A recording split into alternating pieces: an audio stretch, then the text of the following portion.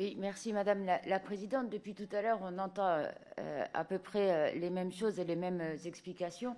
Je vais appuyer ce qu'a dit Stéphane Viry sur les attaques ad hominem, où effectivement le rapporteur a été, dès le début du mandat, rapporteur sur un texte de loi sur les personnes en situation de handicap.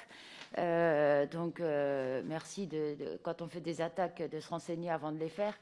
C'est toujours mieux. Euh, sur cet article 3, c'est quand même un article très important. Alors j'entends depuis tout à l'heure qu'on va attendre, la ministre a commandé un rapport, on va attendre plus d'informations et elle va essayer, c'est texto ce qui a été dit, elle va essayer de faire quelque chose. Alors, je vous rappelle que depuis le début du mandat, nombre de rapports ont été rendus et on a appris l'enterrement de la loi Grand Âge Autonomie la semaine dernière, comme quoi, même quand vous avez les informations, il n'y a pas grand-chose qui suit derrière. Donc, pourquoi attendre les rapports? Là, c'est quand même quelque chose de très important. Vous voulez des informations?